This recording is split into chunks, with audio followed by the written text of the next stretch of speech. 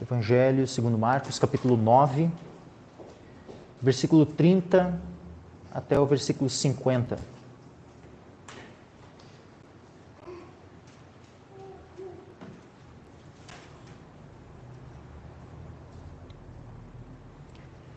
Diz assim a palavra do Senhor. E tendo partido dali, caminharam pela Galiléia, e não queria que alguém o soubesse, porque ensinava os seus discípulos e lhes dizia: o Filho do homem será entregue nas mãos dos homens, e matá-lo-ão, e morto ele, ressuscitará ao terceiro dia. Mas eles não entendiam esta palavra, e receavam interrogá-lo. E chegou a Cafarnaum, e entrando em casa, perguntou-lhes: que estáveis discutindo entre vós pelo caminho? Mas eles calaram-se, porque pelo caminho tinham disputado entre si qual era o maior. E ele, assentando-se, chamou os 12 e disse-lhes: se alguém quiser ser o primeiro, será o derradeiro de todos e o servo de todos. E lançando mão de um menino, pô-lo no meio deles, e tomando-o nos seus braços, disse-lhes: qualquer que receber um destes meninos em meu nome, a mim me recebe. E qualquer que a mim me receber, recebe não a mim, mas ao que me enviou. E João lhe respondeu, dizendo: mestre, vimos um que em teu nome expulsava demônios, o qual não nos segue. E nós lhe o proibimos, porque não nos segue. Jesus, porém, disse: não lhe o proibais, porque ninguém há que faça milagre em meu nome e possa logo falar mal de mim. Porque quem não é contra nós, é por nós. Porquanto qualquer que vos der a beber um copo de água em meu nome, porque sois discípulos de Cristo, em verdade vos digo que não perderá o seu galardão. E qualquer que escandalizar um destes pequeninos que creem em mim, melhor lhe fora que lhe pusessem ao pescoço uma mó de atafona, e que fosse lançado no mar. E se a tua mão te escandalizar, corta-a. Melhor é para ti entrares na vida aleijado do que tendo 2 mãos, ires para o inferno, para o fogo que nunca se apaga, onde o seu bicho não morre e o fogo nunca se apaga. E se o teu pé te escandalizar, corta-o. Melhor é para ti entrares coxo na vida do que tendo 2 pés, seres lançado no inferno, no fogo que nunca se apaga, onde o seu bicho não morre e o fogo nunca se apaga.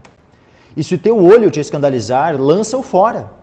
Melhor é para ti entrares no reino de Deus com um só olho, do que tendo 2 olhos, seres lançado no fogo do inferno, onde o seu bicho não morre e o fogo nunca se apaga. Porque cada um será salgado com fogo, e cada sacrifício será salgado com sal. Bom é o sal, mas se o sal se tornar insípido, com que o temperareis? Tende sal em vós mesmos, e paz uns com os outros. Amém. Até aqui, meus irmãos. Podem se assentar.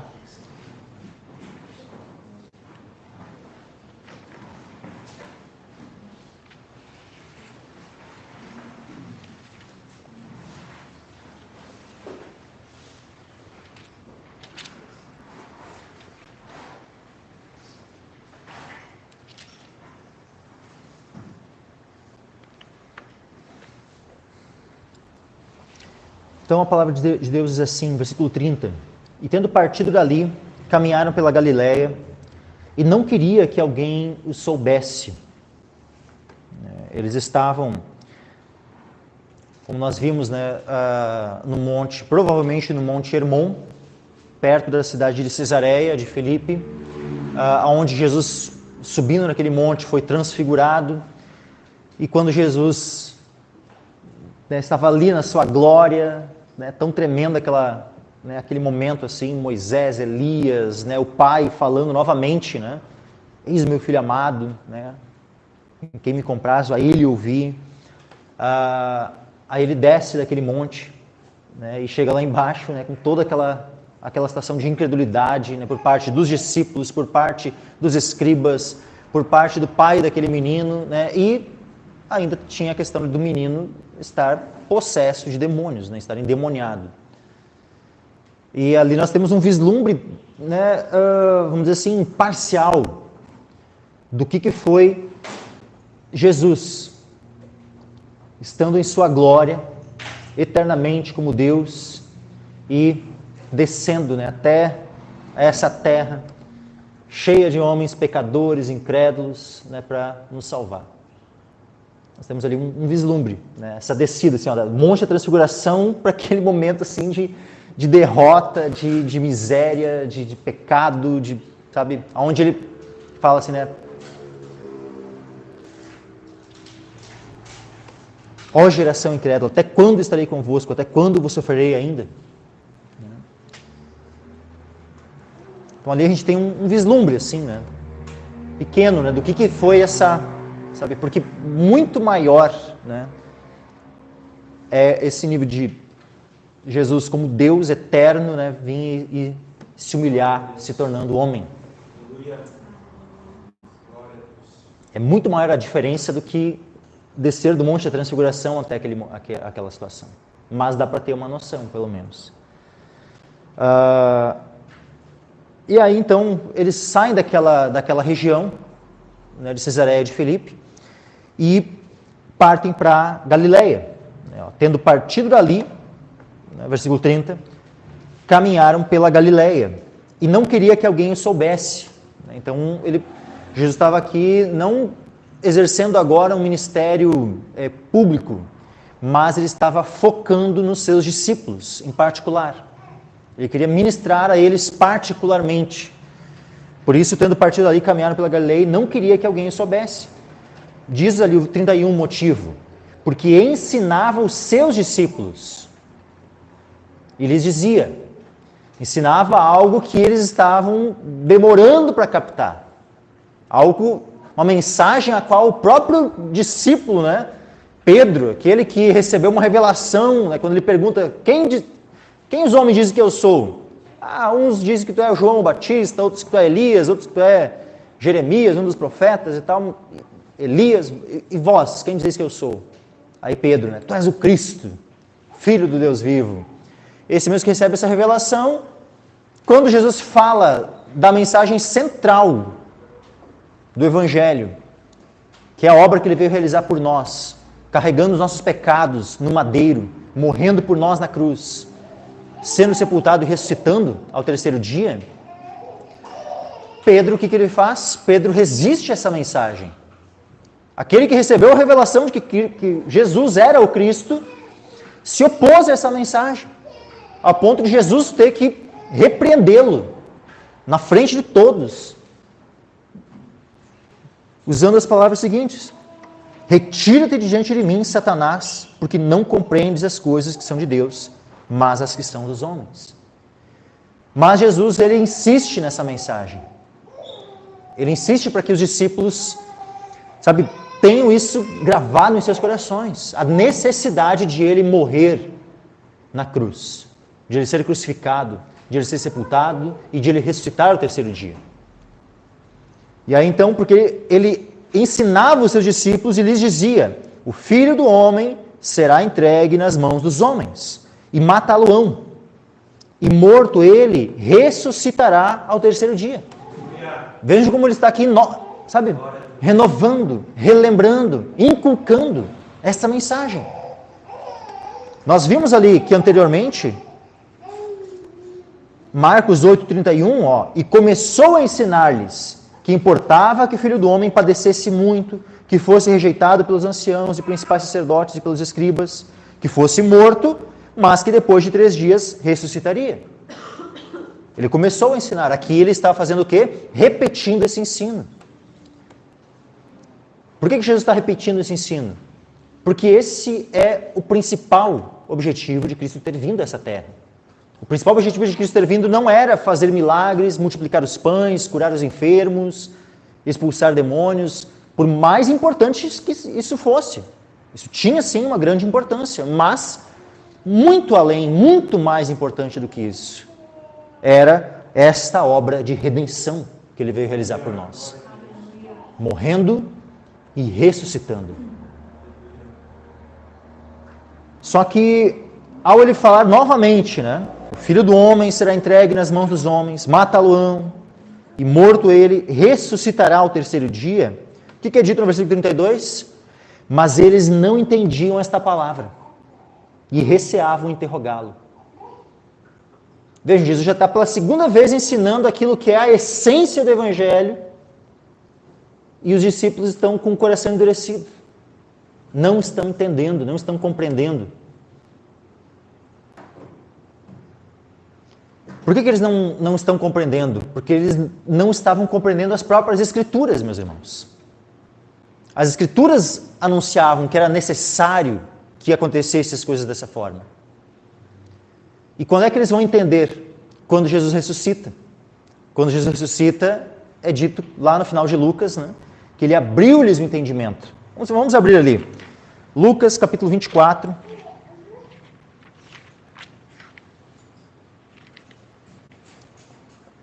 Lucas 24, versículo 44.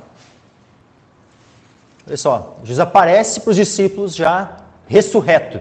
Porque ele acabou de falar aqui, né? A gente leu aqui, ó, o Filho do Homem será entregue nas mãos dos homens, mata-lo-ão, morto ele, ressuscitará ao terceiro dia. Aí quando ele ressuscita, acontece tudo aquilo que ele falou que iria acontecer, e ele ressuscita ao terceiro dia, ele aparece para os discípulos, e aí, o que ele fala para eles? Lucas 24, 44, ele disse-lhes, são estas as palavras que vos disse, estando ainda convosco. Ele está relembrando aquilo que ele tinha ensinado. Antes de acontecer tudo, antes de ele morrer e antes de ele ressuscitar. São essas palavras que vos disse, estando ainda convosco, que convinha que se cumprisse tudo o que de mim estava escrito na lei de Moisés e nos profetas e nos salmos. Aquilo que os judeus, né, resistem, aqueles que continuam no judaísmo resistem em crer que Cristo, o seu sacrifício, a sua morte, a sua ressurreição são o cumprimento da lei de Moisés, dos profetas, dos salmos, mas é exatamente essa mensagem que Jesus anunciou e que se cumpriu nele.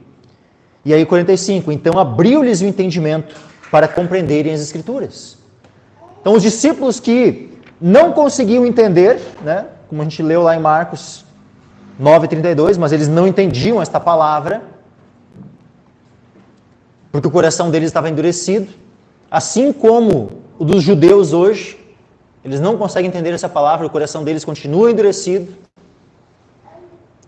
Mas, quando o Senhor abre o entendimento, seja de um judeu ou seja de um gentio, quando o Senhor abre o entendimento, então nós podemos compreender as Escrituras. E a fé é despertada em nossos corações, por meio da palavra de Deus. Então abriu-lhes o entendimento para compreenderem as Escrituras.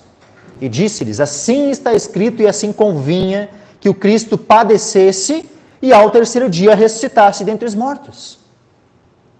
E em seu nome se pregasse o arrependimento e a remissão dos pecados em todas as nações, começando por Jerusalém. E destas coisas sois vós testemunhas. Voltando lá para Marcos. Marcos 9, agora versículo 33.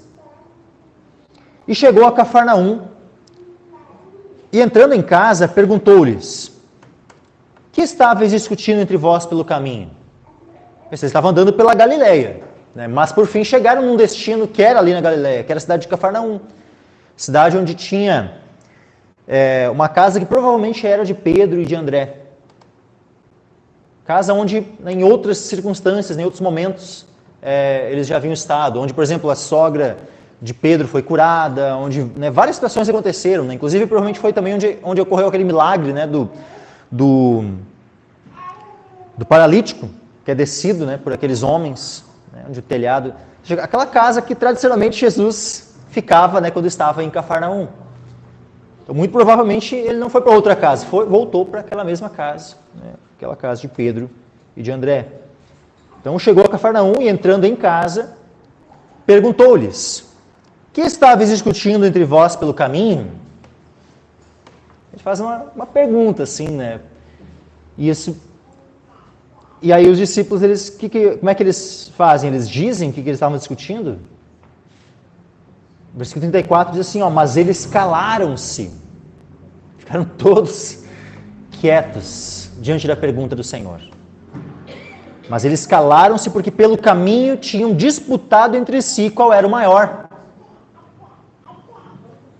Eles no caminho estavam disputando, pensa, não era só, uma conversinha light, eles estavam disputando, ou seja, eles estavam numa espécie de competição, para ver quem era o maior, qual é que era o mais importante, Por que isso, meus irmãos? Novamente, porque eles estavam entendendo o reino de Deus, e que Cristo, como Messias, ele iria manifestar um reino simplesmente terreno, e já naquele momento. Por isso que eles não conseguiam entender quando Jesus falava sobre morte. Peraí, mas como assim? O Messias vem para nos livrar do jugo do Império Romano, vem para ser um conquistador, aquele que vai fazer Israel a nação maior, que vai dominar sobre todos os outros reinos e tal. Como assim? Ele fala de morrer, ressuscitar. Por isso que eles não entendiam. Eles estavam ainda naquela concepção de que o Messias traria um reino terreno. E não é que eles estavam de todo errados. Eles não estavam de todo errados, porque de fato o Messias vai trazer um reino que vai ser, sim, também terreno. Porque quando Jesus voltar, ele vai estabelecer o seu reino sobre a terra. Todos os reinos deste mundo passarão a servir a ele. E assim, irmãos, sabe que tem uma palavra, que sempre ela é citada, quando alguém diz assim, não, mas o reino de Jesus não é aqui da terra e tal, Jesus mesmo disse, meu reino não é deste mundo. Esse versículo que ele é citado lá do Evangelho de João, capítulo 18, ele sempre é citado apenas no início do versículo. Mas nós não podemos esquecer que o versículo tem um final. Então, João, capítulo 18, e versículo 36, Jesus diz assim, respondeu Jesus, o meu reino não é deste mundo. E aí, normalmente, as pessoas citam até aqui, para querer dizer assim, não, o reino de Jesus, não adianta ficar esperando, um reino terreno e tal, Jesus vai voltar e a gente vai morar no céu. E é isso, não vai ter não adianta esperar um reino milenar aqui na terra e tal, tem muitos que não creem, que vai haver um milênio após a segunda vinda de Cristo, que vai haver um reino nesta terra, Cristo, juntamente com a sua igreja, com o seu povo, governando sobre as nações. Tem muitos crentes que não creem nisso, meus irmãos. E usam como argumento essas palavras de Jesus aqui. O meu reino não é deste mundo. E dizem que então que esperar um reino de Cristo para este mundo é algo que não faz parte da esperança do cristão. Só que eles esquecem de ler o restante do versículo. Vejam o que diz. Se o meu reino fosse deste mundo, pelejariam os meus servos para que eu não fosse entregue aos judeus. Mas agora o meu reino não é daqui. Quando Jesus fala assim, mas agora é o quê? Naquele tempo ali. Mas não significa que nunca vai chegar o momento aonde o reino não seja. Porque quando a 7ª trombeta for tocada, o que é dito? Que os reinos deste mundo passaram a ser de Cristo. Vamos ler lá Apocalipse. Relembrar aqui,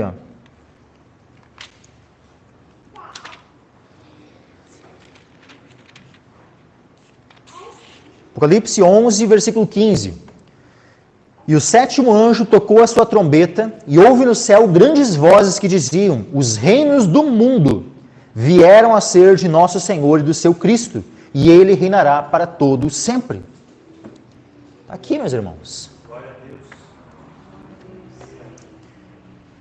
E após Jesus ressuscitar, olha que interessante a conversa que Jesus tem com os discípulos antes de subir aos céus. Antes de ser assunto aos céus, nós vemos os discípulos conversando com Jesus ali em Atos capítulo 1 e versículo 5. Diz assim, Atos 1, versículo 5, porque na verdade João batizou com água, mas vós sereis batizados com o Espírito Santo, não muito depois desses dias. Aqui é o dia, meus irmãos, que Jesus, é o 40º dia após a sua ressurreição. Lembrem que ele ressuscitou e ele andou 40 dias com os discípulos ainda.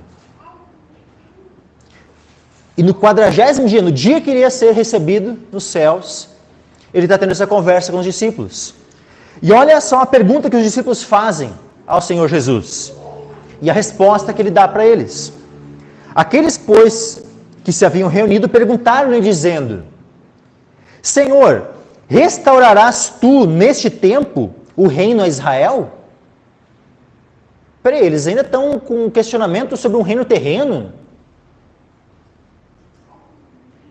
E aí Jesus diz assim, não, mas peraí, vocês não entenderam nada, né? O meu reino nunca vai ser aqui dessa terra, nunca vai acontecer esse negócio de Israel, né, ser um reino que vai reinar sobre as demais nações e tal. Tirem isso da cabeça. É isso que Jesus responde para os discípulos? Não, Jesus diz assim, e disse-lhes, não vos pertence saber os tempos ou as estações que o Pai estabeleceu pelo seu próprio poder. Jesus não disse que eles estavam errados, que nunca ia chegar um tempo onde haveria sim um reino terreno, onde Cristo estaria reinando sobre as nações. E o reino, então, restaurado. Não, Jesus não disse que eles estavam enganados. Ele apenas estava dizendo que não competia a eles querer saber dos tempos, ou seja, de quando as coisas iriam acontecer. Não que isso não iria acontecer. Porque vai acontecer. De qual nação Jesus é o rei? É do Brasil? Estados Unidos, Inglaterra, França? De qual nação, primeiramente? Afinal, o trono, ele é do trono de qual? De Davi. Ele é herdeiro do trono de Davi.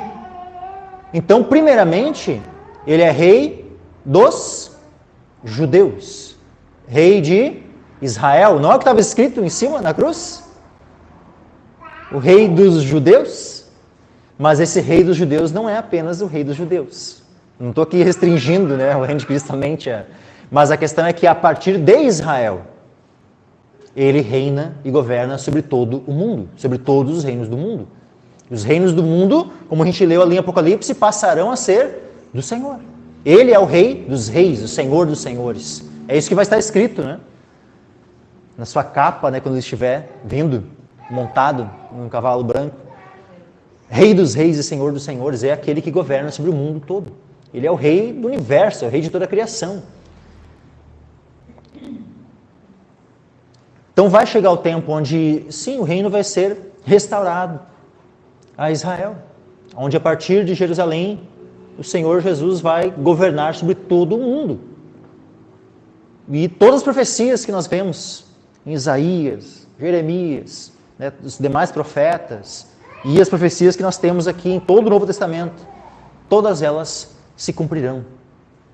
Lógico, muitas delas já foram cumpridas, mas aquelas que ainda aguardam cumprimento, todas elas se cumprirão. Nenhuma só palavra que o Senhor disse vai cair por terra. Todas se cumprirão. Continuando aqui, Marcos, capítulo 9, versículo 33. Chegou a Cafarnaum, entrando em casa, e perguntou-lhes: que estava discutindo entre vós pelo caminho? Mas eles calaram-se, porque pelo caminho tinham disputado entre si qual era o maior. Eles achavam que um reino terreno, já iria se manifestar naquele tempo. E eles já estavam na expectativa, né, de qual vai ser as nossas posições nesse reino. Será que eu vou ser o primeiro-ministro? Será que eu vou ser, né, o Judas? Né? Ele achava ali, quem sabe, ele tinha bolsa, né? Quem sabe ele poderia ser o tesoureiro do reino, não só do ministério ali, né? O cara que ia, tipo, ser o ministro da economia, né? E cada um, né, daqui a pouco ali, acha, né, querendo, né, ver qual é o cara que ia ser o conselheiro, o cara que ia estar, né, tipo, as suas posições, né? Quem ia ter a proeminência, o mais importante, o ministro, né? Já estavam ali se antevendo, né? Como é que ia se dar, né? Ou seja, disputando, né? Entre si, qual era o maior. Versículo 35. E ele, assentando-se, chamou os 12 e disse-lhes: se alguém quiser ser o primeiro, será o derradeiro de todos e o servo de todos. No reino de Deus as coisas não funcionam como funcionam no mundo as coisas. No mundo, o maior é o que manda. O maior é aquele que tem muitos servos para lhe servirem. No mundo as coisas funcionam assim. Quando tu olha, né, um homem assim, né, cara tem milhares, né, de pessoas ao seu serviço. Esse aí é o grande. Esse aí é... Né? Então, no mundo, as coisas funcionam assim. Aquele que é grande, é o maior, o primeiro, é aquele que é servido por muitos.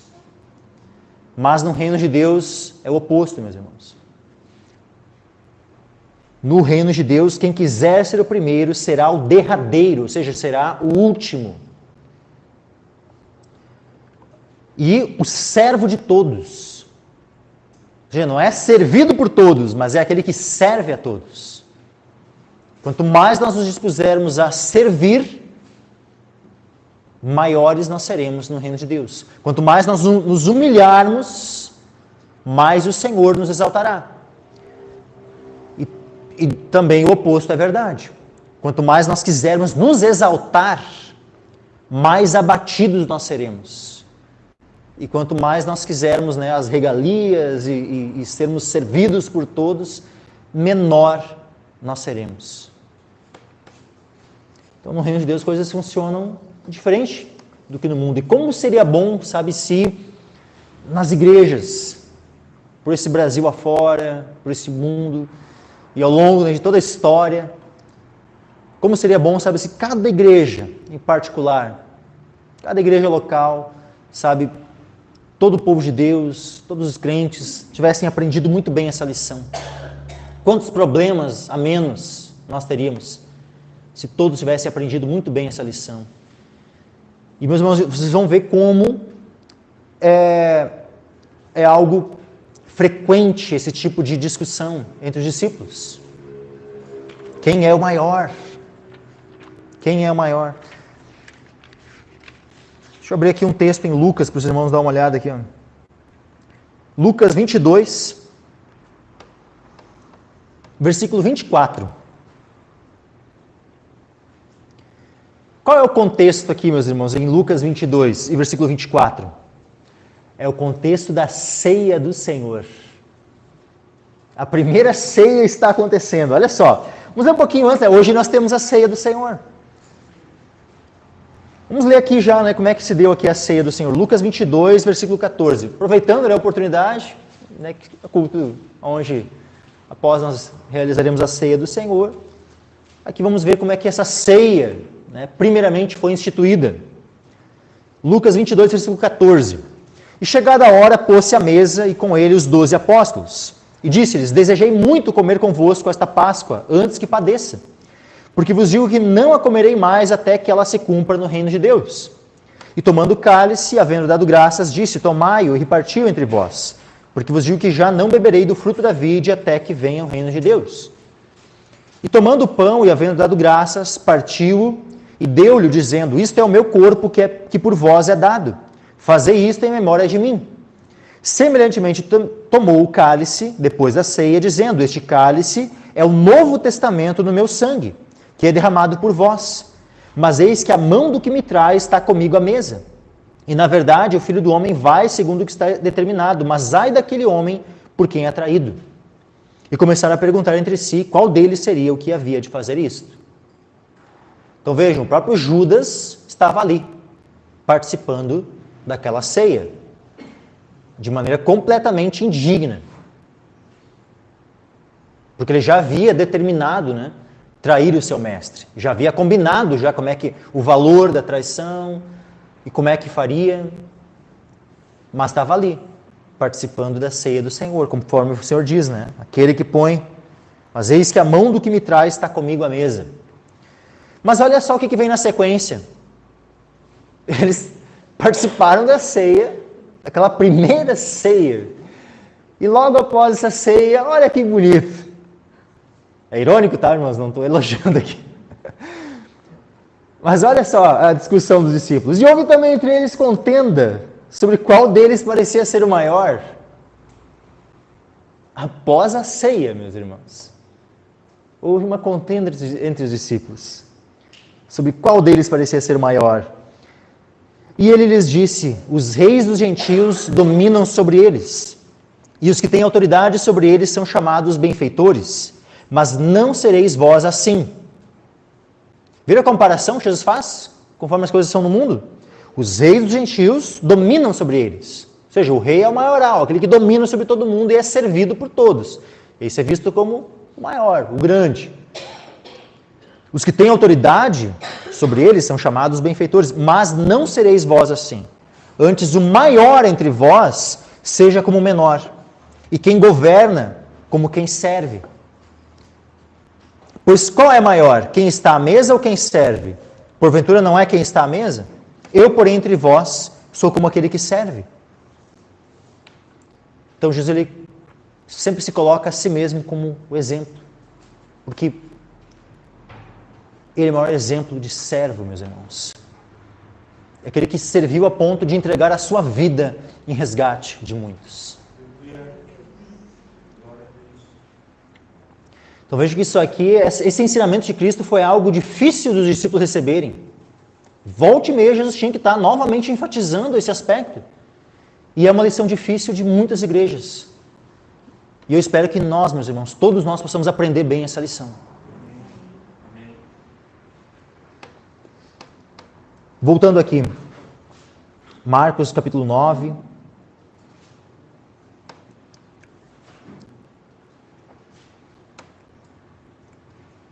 Versículo 35. E ele, assentando-se, chamou os 12 e disse-lhes: se alguém quiser ser o primeiro, será o derradeiro de todos, e o servo de todos. 36. E lançando mão de um menino, pô-lo no meio deles, e tomando nos seus braços, disse-lhes: qualquer que receber um destes meninos, em meu nome, a mim me recebe. E qualquer que a mim me receber, recebe não a mim, mas ao que me enviou.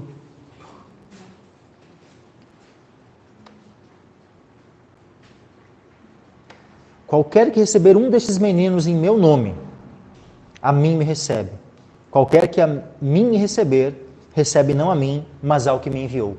Aqui, meus irmãos, vejam, o irmão Gaúcho, nosso diácono aqui, ele leu antes uma passagem da Escritura, está falando no Evangelho de Mateus, onde Jesus, justamente num contexto também semelhante a esse, ensinando sobre essa questão de quem é o maior, quem é o menor. Ele diz que nós devemos nos fazer, nos convertermos. Né? Vamos ler aquele texto lá. Mateus 18, versículo 1.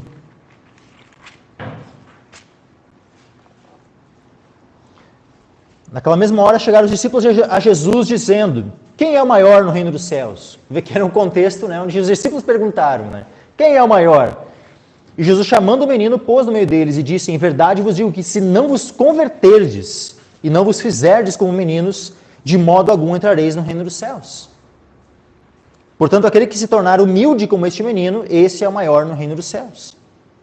E qualquer que receber em meu nome um menino tal como este, a mim me recebe. E quando fala assim, meus irmãos, um menino tal como este, justamente está falando dos convertidos, dos discípulos, daqueles, né, que é dito aqui em 1 Pedro.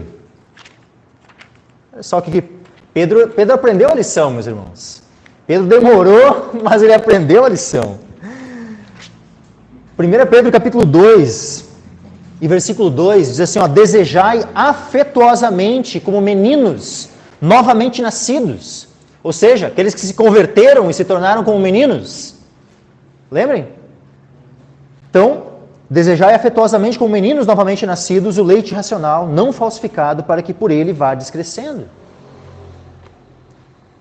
Então, como meninos novamente nascidos, nós devemos nos converter, nós devemos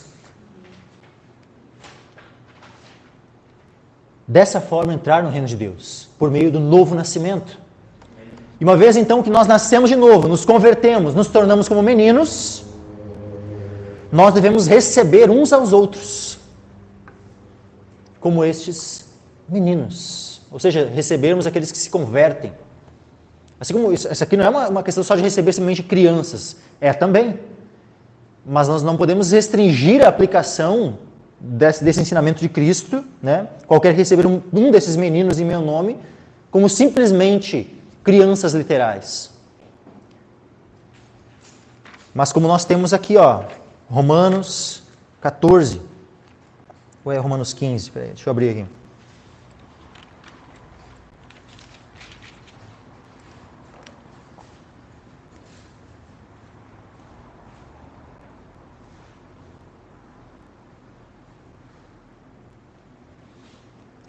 Romanos 15, versículo 7. Portanto, recebei-vos uns aos outros, como também Cristo nos recebeu, para a glória de Deus. Então nós devemos receber uns aos outros. Mas isso em que sentido? Os crentes se reconhecendo, se recebendo, tendo comunhão uns com os outros e buscando, assim como, lembra que o contexto de Romanos, um pouquinho antes, Romanos 14 está falando sobre o quê? Sobre os escândalos e sobre não pôr escândalo em relação ao irmão. Não é isso? Quem lembra do contexto de Romanos 14 sabe que Romanos 14 é um capítulo que vai falar sobre nós evitarmos escandalizar, colocar tropeço diante do irmão. E depois vai falar para nós recebermos uns aos outros. Aqui, olha só, qualquer que receber um desses meninos em meu nome, a mim me recebe. Qualquer que a mim me receber, recebe não a mim, mas ao que me enviou. Um outro texto, para os irmãos entenderem que isso aqui não está se restringindo simplesmente a crianças literais, mas sim aos discípulos de Cristo principalmente. Esses discípulos que se tornaram pela conversão como crianças. Mateus capítulo 10, versículo... Porque ele não nos segue. Aí Jesus porém disse, não me proibais, porque ninguém há que faça milagre em meu nome e possa logo falar mal de mim, porque quem não é contra nós, é por nós. E aí Jesus continua, porquanto qualquer que vos der a beber um copo de água, em meu nome, porque sois discípulos de Cristo, em verdade vos digo que não perderá o seu galardão. Então, o que Jesus disse quando disse não proibais? É porque nessa proibição eles poderiam estar colocando um tropeço naquele que era alguém que seguia Cristo. Ah, mas ele não segue conosco. Ah, mas ele estava operando milagres em nome de Jesus. Pode alguém operar milagres em nome de Jesus sem fé? Milagres reais em nome de Jesus, sem fé no nome de Jesus? Jesus, se fosse o caso, Jesus ia ter dito, não, realmente, esse cara não está seguindo conosco, né? Então é um falso. Mas Jesus reconhece que o cara era um falso? Não. Tanto é que Jesus disse para não proibir. Ou seja, o milagre era verdadeiro. E aquele homem que estava fazendo aquilo era uma fé genuína em Cristo. Ah, mas ele era um menino na fé. Ou seja, muitas vezes um menino também pode indicar, né, uma questão de imaturidade, né, de não ter todo o conhecimento. Mas não proibais. Não coloca um empecilho. Fica na esperança que vai chegar o tempo onde esse menino vai crescer, vai amadurecer. Não coloca um impedimento ao crescimento dele. Não proibais. E aqui nós temos um outro aspecto. Não tem aqueles que ficam naquela coisa assim, só tinha poder de expulsar demônios, de operar milagres, estavam os apóstolos. Os sensacionistas, né, que não creem na qualidade dos dons e tudo mais. Era um dos apóstolos aqui? Não, né? Jesus tinha dito assim, Jesus comissionou, né, ele não foi comissionado por Cristo. Ele simplesmente creu, meus irmãos. Creu. Assim como nós vemos aqui no final de Marcos. Estes sinais seguirão aos que crerem. Em meu nome expulsarão os demônios. A primeira coisa, um sinal que se não põe aos que creem. Expulsarão demônios. Porque durante o ministério de Cristo já acontecia isso. Aqueles que realmente criam em Jesus expulsavam demônios. Por que não iria acontecer depois? Por que não poderia acontecer hoje? É óbvio que pode acontecer hoje. Se nós cremos em Jesus, nós podemos hoje expulsar demônios. Se quiser naufragar na fé a um destes pequeninos que creem em mim, melhor lhe fora que lhe pusessem ao pescoço uma mó de atafone que fosse lançado no mar.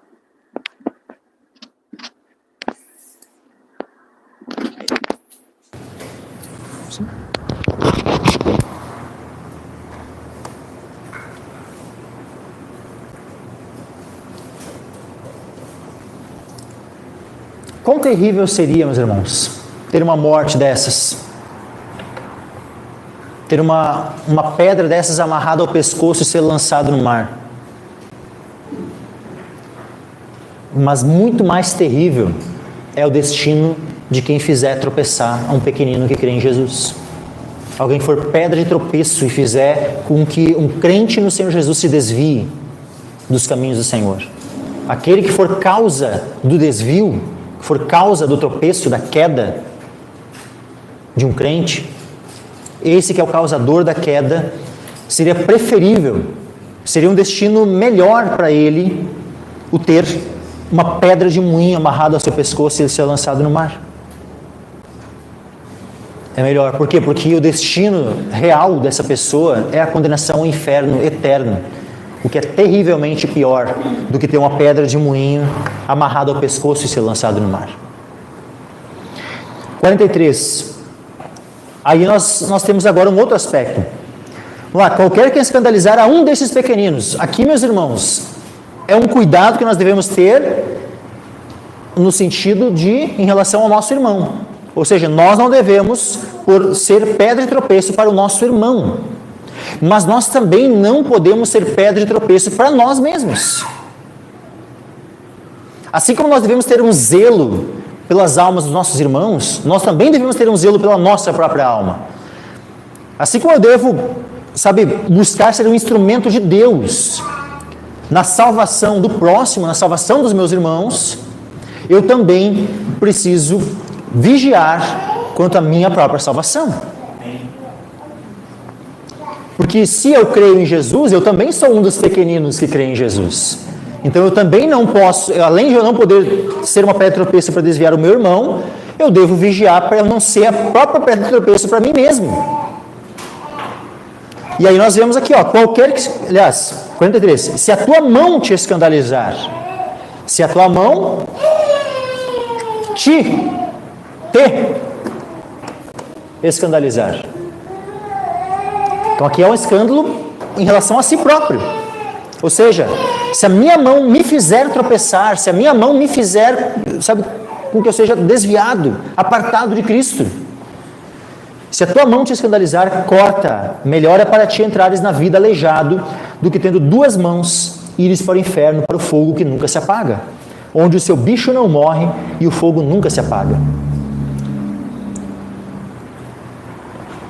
Meus irmãos, no reino de Deus, não vai ter nenhum aleijado, não vai ter pessoas cegas, mudas, surdas, sem um pé, sem uma perna, sem uma mão, sem um olho e tal. Não vai, todos vão ser perfeitos. Mas, digamos que isso não fosse assim. Digamos que, na vinda de Cristo, nós não fôssemos, aperfeiçoados e recebermos corpos glorificados, perfeitos, incorruptíveis. Digamos que nós fôssemos para a glória e caso nós tivéssemos perdido uma mão, nós permanecêssemos sem essa mão. Caso nós fôssemos para a glória sem o olho, permanecesse sem o olho. Ou se tivesse perdido uma perna, a gente fosse entrar no céu e ficasse a eternidade sem a perna, sem o pé. Mesmo se fosse esse o caso, mas a minha mão me faz pecar, não tem jeito, vou ter que, então, vai para a eternidade sem a mão, fica a eternidade toda sem a mão, fica pelo menos sem a mão nos céus, e não com o corpo inteirinho, íntegro, no inferno. A mão fala da tua conduta, daquilo que tu faz. Aquilo que tu faz é pecado? Te aparta dessas más obras. Não comete o pecado. Arranca isso da tua vida. Toda má obra. 45. Se o teu pé te escandalizar, corta-o. Melhor é para ti entrares coxo na vida do que tendo dois pés seres lançado no inferno, no fogo que nunca se apaga, onde o seu bicho não morre e o fogo nunca se apaga. Os pés falam do lugar por onde tu anda. Muitas vezes as tentações, elas poderiam ser evitadas se eu evitasse ir para determinados locais, que são, fontes de tentação, se eu cuidasse onde andam os meus pés, eu poderia, quem sabe, evitar o pecado. Mas muitos não dão bola, vão para qualquer lugar. Vão, caminham. Tem aquele texto lá em Salmos 1, né? Salmo 1 que diz o seguinte, ó. Bem-aventurado o homem que não anda segundo o conselho dos ímpios, nem se detém no caminho dos pecadores, nem se assenta na roda dos escarnecedores. Quando fala aqui, o caminho dos pecadores, não se detém no caminho dos pecadores, está falando dos pés, meus irmãos. Os nossos pés andando, se detendo no caminho dos pecadores. Corta esse pé aí que está andando pelo caminho dos pecadores. Está te fazendo te deter no caminho dos pecadores. Corta o pé então. E não anda mais por esse caminho. Evita esse caminho. Esse caminho largo que conduz ao inferno. Segue, mesmo que só com o pé. De maneira bem difícil, mas segue pelo caminho estreito que conduz à vida eterna.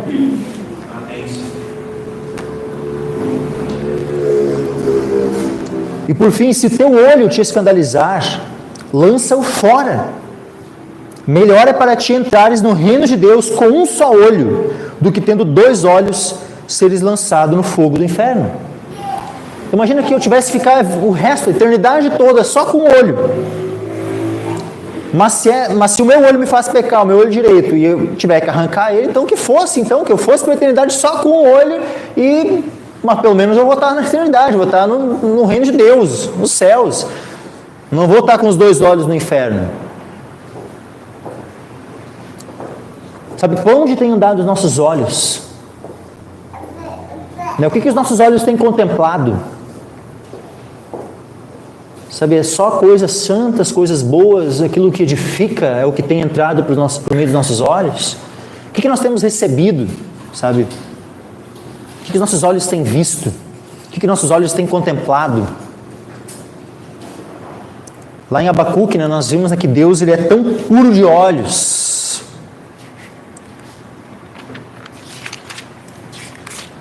Olha só. Tu és tão puro de olhos que não podes ver o mal, e a opressão não podes contemplar. Que os nossos olhos venham ser semelhantes aos olhos do Senhor, meus irmãos. Assim como Jó, né, fez uma aliança com seus olhos. Como ele poderia fixar, né, seus olhos numa virgem? Por onde nossos olhos têm andado? Se o teu olho te escandalizar, se o teu olho é o meio pelo qual tu faz pecar, seria melhor, né? Se teu olho te escandalizar, lança-o fora. Melhor é para ti entrares no reino de Deus com um só olho, do que tendo os 2 olhos seres lançado no fogo do inferno. Sabe, se fosse possível, sabe, literalmente cortar uma mão, cortar um pé, arrancar um olho e com isso parar de pecar, sabe, para muitos seria uma bênção. Literalmente, a pessoa, né, está ali sem uma mão, sem um pé, sem um olho, mas pelo menos está a caminho do reino de Deus. Mas nós já vimos que a fonte do pecado não é a mão, a fonte do pecado no homem não é o pé e não é o olho. A fonte do pecado é o coração. É aquele coração de pedra que precisa ser transplantado, removido pelo Senhor. Ele não permanece ali, o Senhor não deixa que esse coração permaneça ali. Os crentes, todo crente verdadeiro, ele teve o seu coração de pedra removido e colocado um coração de carne no lugar. Só que infelizmente, mesmo o crente que nasceu de novo tendo um coração de carne, uma nova natureza, um novo coração, aquela velha natureza ainda resta em nós. E essa velha natureza precisa ser mortificada. Então entendam, meus irmãos, arrancar a mão, o pé, o olho, isso fala dessa mortificação da nossa carne, a mortificação do pecado, que nós venhamos a nos empenhar em mortificar o pecado, meus irmãos, que nós não venhamos a ficar, mas esse pecadinho não tem problema, que nós venhamos ser inimigos de toda e qualquer forma de pecado em nossas vidas. Que nós não venhamos a ceder a nenhum tipo de pecado, meus irmãos, a nenhum tipo de má companhia, a nada que sirva de pedra de tropeço para nós e que venha nos impedir de prosseguir no caminho santo de Deus. Que nós devemos estar atentos, meus irmãos, porque vejam, Jesus repete por 3 vezes, enfatizando o quê? O perigo do inferno. Jesus, ele amava, o amor dele é maior ou menor que o nosso? Sabe, a pergunta ela chega a ser praticamente errada, quase, né? Porque não faz nem sentido, né, a comparação. É óbvio que o amor de Jesus ele é extremamente, incomparavelmente maior que o amor que nós temos. Se o amor de Jesus pelos homens é muito, incomparavelmente maior, e Jesus foi tão enfático em relação ao inferno, será que quando a gente fica ali, né, cheio de dedos para falar sobre o perigo da condenação a qual os pecadores estão rumando, todo pecador, todo aquele que não é convertido está a passos largos para o inferno, se nós não advertirmos o pecador desse perigo que ele corre, nós estamos fazendo isso por quê? Por qual motivo? É por amor àquela pessoa que nós não estamos informando a ela do perigo que ela corre? É por amor a ela? É porque o nosso amor é maior que o de Jesus, que nós não estamos informando a ela, que estamos mantendo essas pessoas na ignorância? É por amor? Será que é por amor ou é por uma autopreservação? Ah não, se eu falar do inferno, eu vou me queimar com aquela pessoa. Ela vai brigar comigo, ela vai ficar brava comigo, eu vou perder a amizade que eu tenho com ela, né? No final de contas, a raiz é um amor próprio, é a autopreservação. Porque se nós queremos preservar o próximo, preserve ele então da condenação, alertando ele. Amém. Alertando ele. Se tu vê alguém, sabe, na rua ali, ó, se tu visse alguém, tipo um cego, atravessando a rua, e ele não está vendo que está vindo um caminhão, assim, que vai atropelar ele. O que seria? Ah não, mas eu sou muito amoroso, eu não vou avisá-lo, né, que tem um caminhão que vai atropelar ele. Não posso avisá-lo porque eu sou muito amoroso. Ou por amor tu iria, sabe, fazer, sei lá, gritar e sai daí, sei lá, fazer tudo, agarrar ele, tentar empurrar, arrastar de algum jeito para tirar ele do caminhão que vai atropelar ele. O que seria uma atitude de amor? Alertar, avisar, sabe, fazer alguma coisa? Ou, eu amo muito, né, ele, então eu não vou falar nada, né, ele tá, tipo, vai que ele se ofende, né, ou falar que ele vai ser atropelado no caminhão, ele fica ofendido comigo. Então, meus irmãos, essa é a lógica, que nós possamos perceber isso, sabe, e por amor, meus irmãos, aos perdidos, alertarmos eles diante do caminho que eles estão seguindo, e que se eles não se converterem ao Senhor, esse vai ser o destino eterno deles. Que por amor nós possamos avisá-los, meus irmãos. E se tu verdadeiramente amar o teu próximo, ele vai perceber que o que tu está falando não é num sentido de condenação, de estar apontando o dedo para o rosto dele e te achando melhor que ele e tal. Se tu realmente amar aqueles a quem tu prega o Evangelho, aquele que está ouvindo, ele pode até resistir à mensagem que tu está anunciando.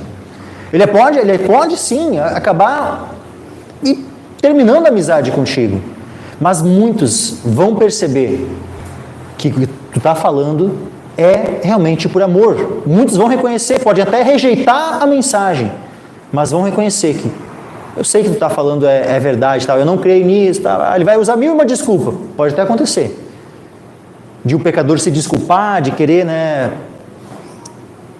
mas tu verdadeiramente amar os pecadores, não vai ser a falta, não vai ser visto, a pessoa acha que eu não amo ela, não, que tu não venha, saber ter esse tipo de pensamento, assim, né, como algo que te impeça de falar do inferno. Porque aquele que mais amou foi enfático, várias vezes. E aqui por 3 vezes seguida, ele anuncia qual é a condenação eterna dos pecadores. E por fim, meus irmãos, versículo 49 e 50. Porque cada um será salgado com fogo, e cada sacrifício será salgado com sal. Essa passagem aqui ela é uma passagem bem difícil de interpretar. Cada um será salgado com fogo. E aí? Esse fogo que está falando aqui é o fogo que recém estava sendo falado, aqui o fogo do inferno. Né? Cada um será salgado com fogo no sentido, né, da condenação eterna. Ou esse fogo aqui é um outro tipo de fogo, e está falando aqui dos crentes que serão salgados com fogo. Porque, né, o contexto anterior está falando de um fogo que é o fogo do inferno. Só que na sequência está falando do sal. E o sal aqui, no contexto, bom é o sal, mas se o sal se tornar insípido, com que o temperareis? Tende sal em vós mesmos e paz uns com os outros. O sal é bom. Claramente nesse contexto aqui o sal é bom. Só que no versículo 49 diz, porque cada um será salgado com fogo. Então, e aí? Esse fogo que salga, sendo que o sal é bom, esse fogo que salga é o fogo do inferno, e então esse fogo que salga seria ruim, estaria falando a respeito da condenação eterna, ou esse fogo que salga, ele está relacionado ao sal, que é bom, e aí então esse fogo que salga é algo que não está falando da condenação eterna. Eu entendo, meus irmãos, que esse fogo que salga aqui, ele não é o fogo da condenação, tá? Porque cada um será salgado com fogo. E o que vai dizer o final do próprio versículo? E cada sacrifício será salgado com sal. O fogo, meus irmãos, ele, por exemplo, ele aponta, em algumas circunstâncias, em alguns textos bíblicos, o fogo ele aponta para o Espírito Santo de Deus. Por exemplo, lá em Pentecostes, quando eles foram batizados, né, os discípulos ali, os irmãos estavam reunidos, aqueles 120, né, que estavam reunidos ali em Atos 2, eles foram batizados no Espírito Santo, e o Espírito Santo ele se manifestou como línguas como que de fogo. Essa foi a manifestação visível. Assim como visivelmente o Espírito Santo se manifestou como uma pomba, né, do batismo de Jesus, no dia de Pentecostes ele se manifesta como línguas como que de fogo. Então eu entendo aqui, meus irmãos, que esse fogo está falando sobre o Espírito Santo. Porque cada um será salgado com fogo e cada sacrifício será salgado com sal. Então eu entendo que ambos, né, tanto o início, a primeira parte do versículo, como a segunda parte, está falando da mesma circunstância. E o que é o sal aqui, meus irmãos?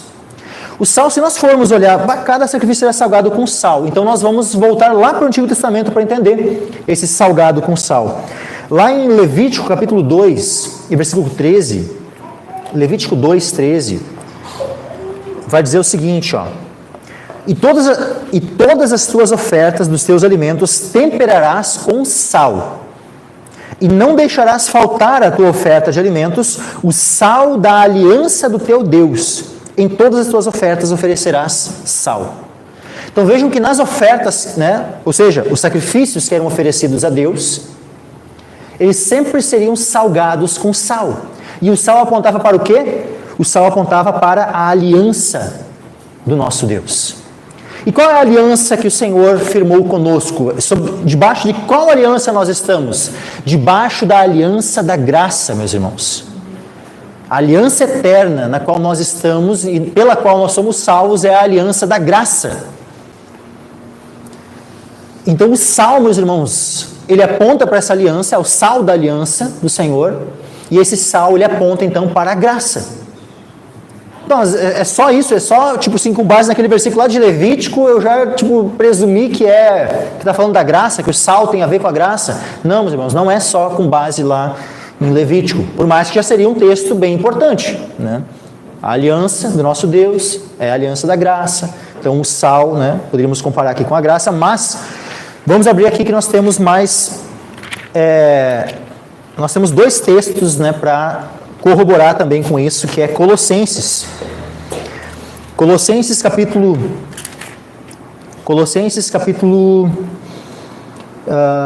4. Colossenses 4,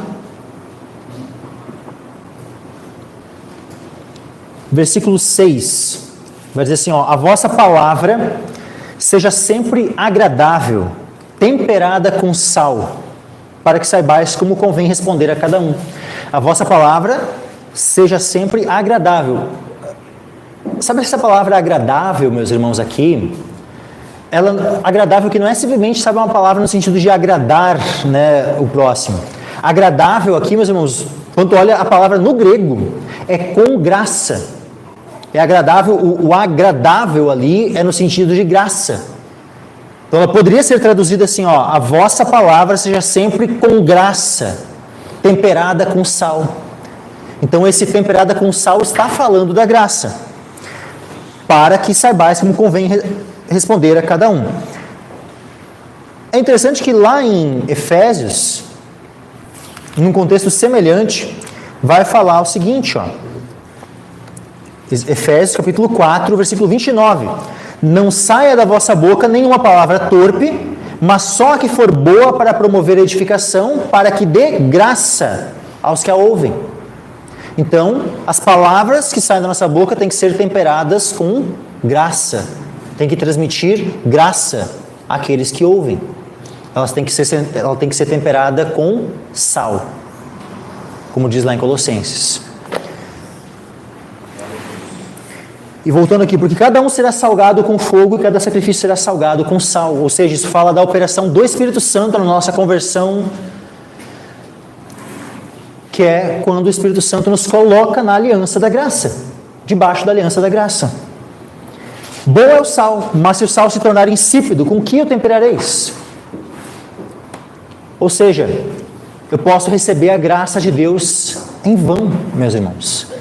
E que Deus nos livre de recebermos a graça do Senhor em vão. Que esse sal que nós recebemos se torne insípido. Que a graça, sabe, não tenha efeito real em nós. Pelo contrário, meus irmãos, que a graça tenha pleno efeito em nós. Que não recebamos a graça de Deus em vão. Bom é o sal, mas se o sal se tornar insípido, com que o temperareis? Tende sal em vós mesmos e paz uns com os outros. Ou seja, tende a graça de Deus em vós mesmos e paz uns com os outros. E aqui, meus irmãos, nós podemos lembrar lá de Hebreus, capítulo 12. Que mais uma vez também vai falar da graça. Olha só, Hebreus 12. Segui a paz com todos. Lembra que a gente viu aqui, ó, tende sal em vós mesmos, que é a graça do Senhor, e paz uns com os outros. Aqui em Hebreus vai fazer o caminho inverso. Aqui está dizendo o que nós devemos ter. Devemos ter a graça e devemos ter paz uns com os outros. Agora aqui em Hebreus vai dizer o seguinte, ó, segui a paz com todos e a santificação, sem a qual ninguém verá o Senhor, tendo cuidado de que ninguém se prive do quê? Da graça de Deus. E que nenhuma raiz de amargura brotando vos perturbe e por ela muitos se contaminem. Então, se uma raiz de amargura nos perturba, nos contamina, eu tenho paz com meu irmão? Eu não tenho mais paz. E eu não tendo mais paz com meu irmão por causa de uma raiz de amargura que contaminou meu coração, aí eu também estou destituído da graça. Eu me privo, como diz o texto, né? Eu me privo da graça. Olha o anterior. Tendo cuidado de que ninguém se prive da graça de Deus. Então, que nós venhamos a ter sal em nós mesmos, que tenhamos graça em nós mesmos, que não deixemos raízes de amargura brotar em nosso coração. Que, pelo contrário, tenhamos paz com todos e sal em nós mesmos. Amém, meus irmãos?